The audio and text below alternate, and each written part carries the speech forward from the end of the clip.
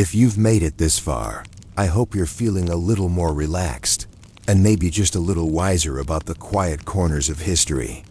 Here at Quiet Boring Sleep, we wander through the gentle, uneventful stories that textbooks often skip. The kind that help you drift off without feeling like you've wasted your time. If you enjoyed this slow journey, a like really helps more sleepy historians find us. And if you'd like more calm, unhurried stories like this, please subscribe. And join me again for another night of boring history. Sleep well. Chapter 1. The arrival of the first clock in Beijing. The palace in Beijing was never truly silent.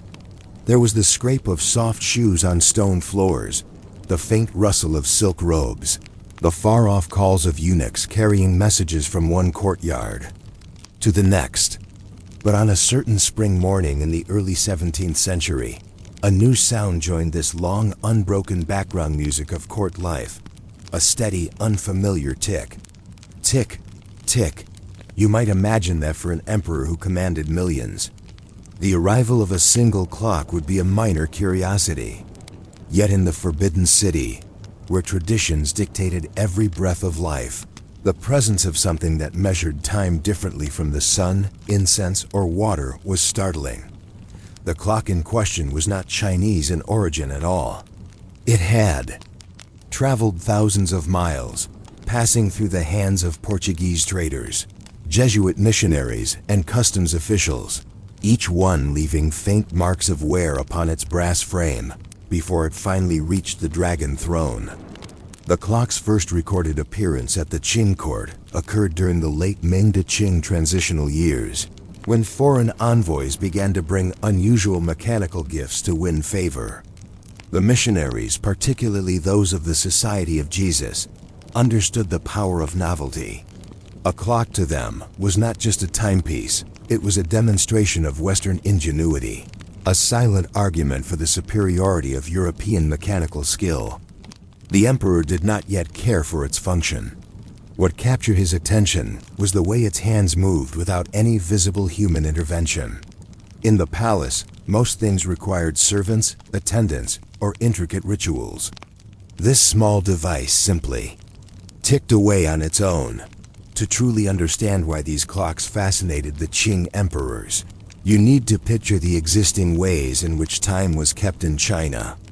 For centuries, time was measured by water clocks, bronze vessels with carefully calibrated drip rates, and incense sticks that burned at known speeds, sometimes with beads placed along their length so they would drop and make a faint sound at regular intervals. These were accurate enough for court ceremonies, agricultural planning, and astronomy. No one had ever felt the need to measure minutes so precisely. The concept of "it is now 3:47" simply didn't exist in daily life. Time was a broad, slow-moving thing, divided into 12 double hours, each named after an animal of the Chinese zodiac. So when that first foreign clock arrived, it was not welcomed as a practical instrument, but as a mechanical marvel, something to be admired, displayed, and puzzled over. The emperor ordered it placed in one of the palace's reception halls, where it was wound regularly by the same eunuch who oversaw the care of other foreign curiosities. Guests were brought to see it, and the court artists were instructed to make paintings of it, complete with exaggerated details of its gears and pendulum. The Qing court had long valued the exotic. Tribute missions brought everything from ostrich eggs to glass beads to self-playing musical instruments. A clock fit neatly into this tradition of prized rarities.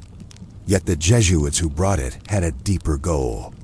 They hoped that in explaining how the clock worked, they could also introduce Western mathematics, astronomy, and, eventually, Christianity.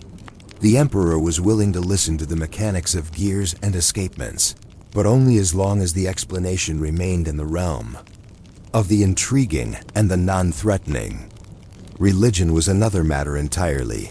It is worth noting that the emperor himself, like most of his courtiers, did not know how to read the numerals on the clock's face. These were European numerals, not the Chinese characters for numbers. While Interpreters could explain that the small hand indicated hours and the large hand indicated minutes. The concept of minutes themselves had little cultural foothold.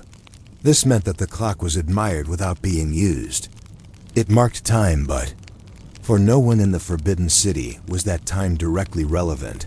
Still, once the precedent was set, more clocks began to arrive. Each visiting embassy, hoping to outdo the last, brought ever more elaborate designs. Clocks shaped like towers, clocks with automaton figures that struck bells, clocks that played music. Some had dials showing the phases of the moon or tiny, painted scenes that changed as the hours passed. For the emperors, these were status objects, proof that the Middle Kingdom commanded the respect and tribute of distant lands. The more complex and foreign the mechanism, the better. By the reign of Emperor Kangxi, 1661 to 1722, the court had amassed dozens of such clocks. Kangxi, unlike some of his successors, had a genuine interest in Western science and technology. He invited Jesuit missionaries like Ferdinand Verbiest to explain not only the workings of the clocks, but also the astronomical principles behind them. It was during his reign that the imperial workshops began to experiment with making their own clocks, blending Western mechanisms with Chinese decorative styles. These early hybrid designs often featured traditional motifs, dragons, phoenixes, clouds, wrapped around precise European gears. However, the challenge remained. The emperors and their courtiers still largely could not read these clocks. In the Western way, time continued to be scheduled according to traditional Chinese methods. Court ceremonies, edicts, and military orders were timed by the old double-hour system, not by the ticking of mechanical hands.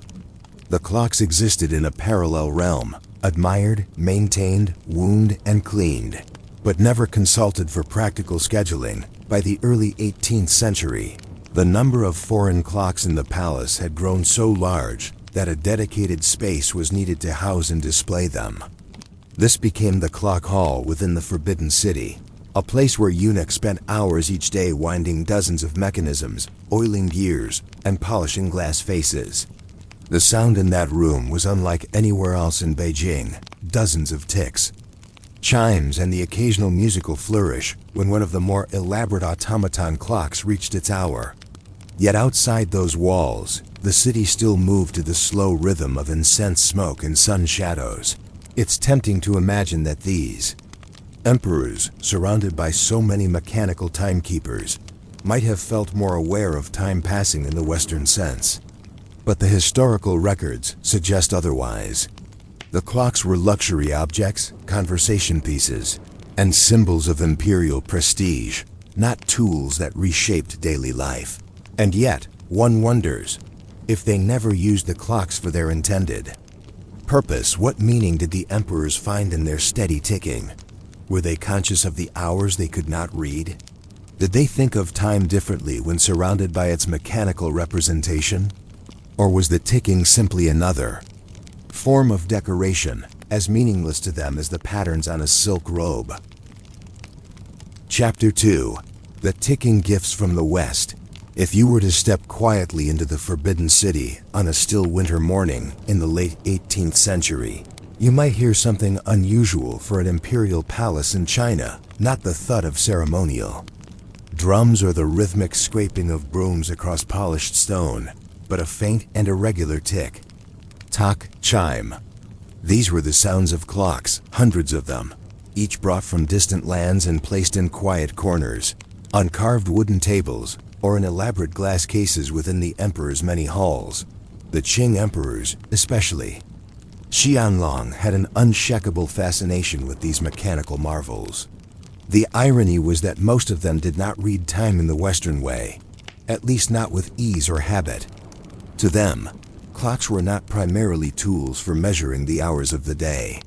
They were exotic curiosities, animated sculptures that performed in ways no human hand could match. The arrival of the first clocks, mechanical timepieces, began trickling into China during the Ming Dynasty, but it was during the Qing period, particularly under Kangxi, 1661 to 1722 that the flow became steady. Jesuit missionaries, skilled in mathematics, astronomy, and mechanical craftsmanship, understood that the fastest way to gain imperial favor was to present something the emperor had never seen before. A chiming clock with its moving gears and dancing figures was the perfect diplomatic key. By the time Kangxi's grandson Qianlong reigned, 1735 to 1796, clock collecting had turned into a quiet imperial obsession. These were not the simple brass desk clocks you might find in a European household. They were elaborate, gilded mechanisms decorated with enamel, jade, ivory, and tiny moving scenes. A single clock might feature a bird that flapped its wings.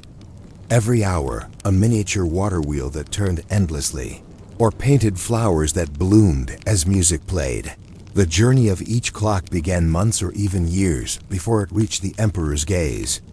Workshops in London, Paris, or Geneva would receive special commissions via East India Company traders or Portuguese intermediaries in Macau.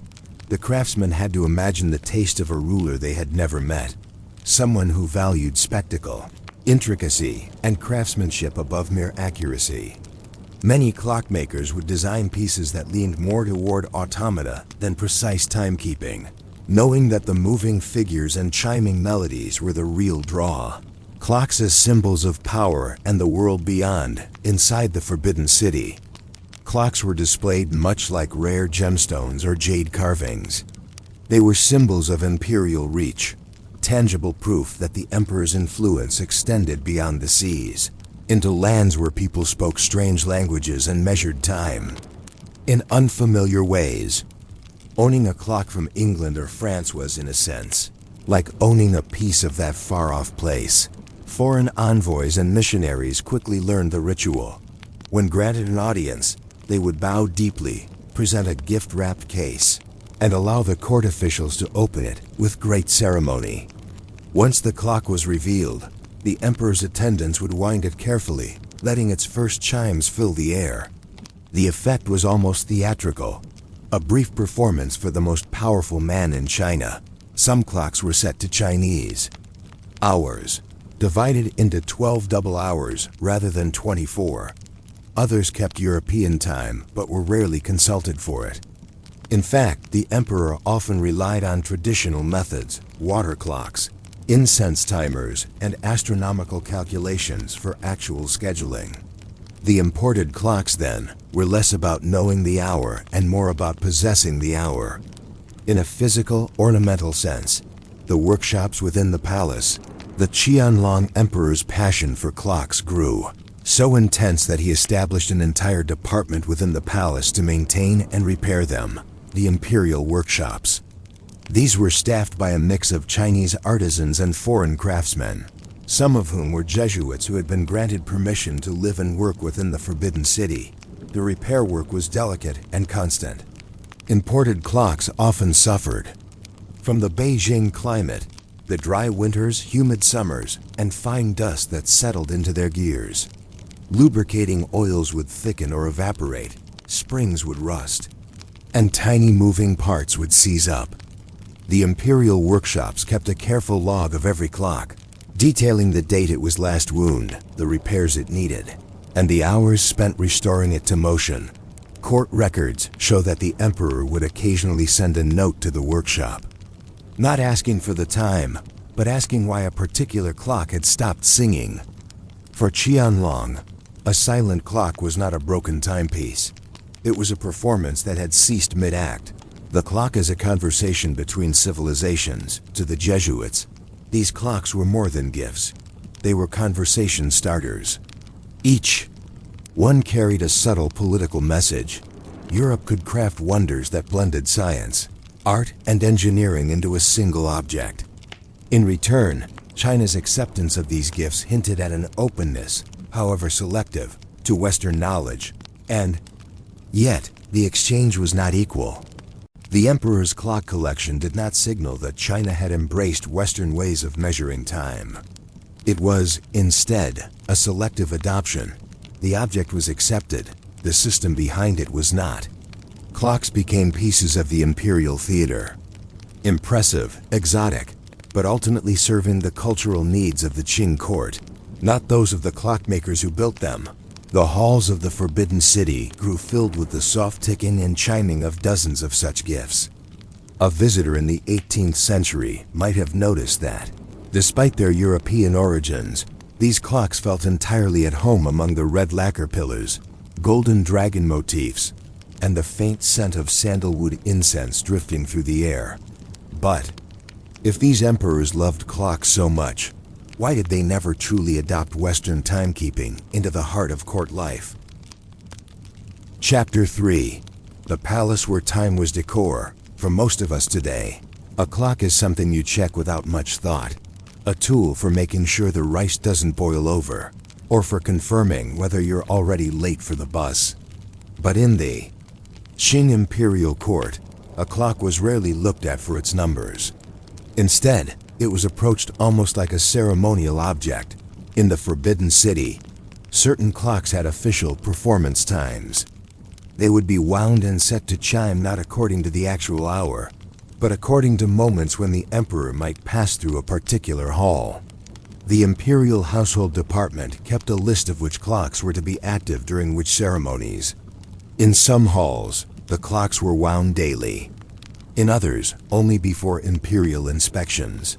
It was a strange arrangement, an elaborate timekeeping device, whose main function was to play music or display a small automaton scene when a chosen person was present. Time in the Qin court. The Qin court measured time primarily using the Shi system, 12 double hours in a day, each about 2 modern hours long. This system was deeply tied to astrology, agriculture, and the rhythms of imperial rituals.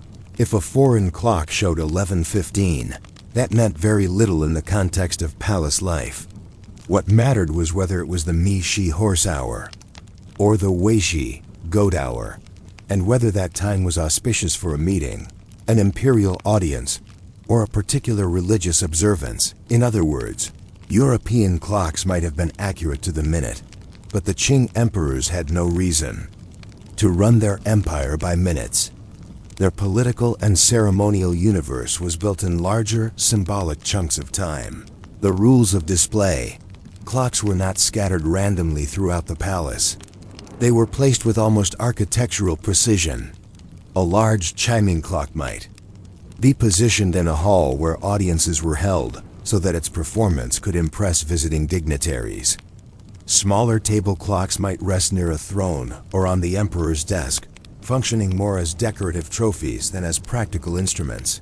The placement of each clock was recorded, and moving one without permission was a serious breach of court protocol. There are accounts of officials being reprimanded for rearranging clocks, not because the emperor feared losing track of the time, but because it upset the carefully curated harmony of the hall. Some clocks were paired with others in symmetrical arrangements, in keeping with Chinese principles of balance. If a British-made musical clock was placed to the left of a throne, a French-made automaton might be placed on the right, their artistry framing the ruler in a halo of exotic craftsmanship. The imperial maintenance ritual, twice a month, the palace. Clockmakers, both Chinese and European, would make rounds through the Forbidden City. These rounds were more like courtly processions than ordinary maintenance. The clockmakers would enter a hall, bow, remove the glass casing of a clock, and wind it while attendants stood watch. Sometimes, the emperor himself would observe. He might ask to see a specific automaton feature, like a bird emerging from a door to sing, or a small set of dancers twirling in time to the chimes. If the mechanism faltered, the clockmaker would be summoned later for a private repair session. These sessions could become political moments. A Jesuit who successfully repaired a clock in front of the emperor might secure a year's worth of goodwill, perhaps even a petition granted. Conversely, a failed repair could mean weeks of lost favor. Clocks as instruments of soft diplomacy. Foreign clocks were also a form of political theater. When emissaries from tributary states or European envoys visited, the display of mechanical wonders sent a subtle message. The Qing emperor could command the beauty and skill of the outside world, yet remain master over it. The Jesuits, savvy operators in the court, often used clock repair and presentation as their main avenue for influencing imperial policy. While their astronomical skills were valuable, it was the small miracles of gears and springs that opened the emperor's attention to the idea of Western science, even if he saw it more as art than as a practical system. The oddity here is that, even with hundreds of clocks at his disposal, the emperor was never seen hurrying to meet a time set by them. Court life ran on its own slow current, and the clocks floated in it like glittering driftwood, beautiful, intricate, and almost entirely unmoored from the idea of punctuality. As the 18th century drew on, the emperor's clock collection swelled to hundreds of pieces. But maintaining them was no small task, and the imperial workshops faced increasing challenges in keeping so many ticking wonders alive in Beijing's harsh seasons. And it was here, in the quiet, dusty rooms of the palace, clock repairers, that the next chapter of the story unfolded.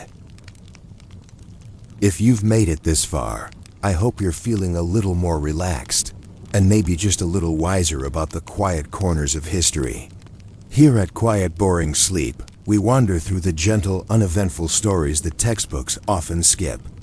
The kind that help you drift off without feeling like you've wasted your time. If you enjoyed this slow journey, a like really helps more sleepy historians find us. And if you'd like more calm, unhurried stories like this, please subscribe. And join me again for another night of boring history. Sleep well.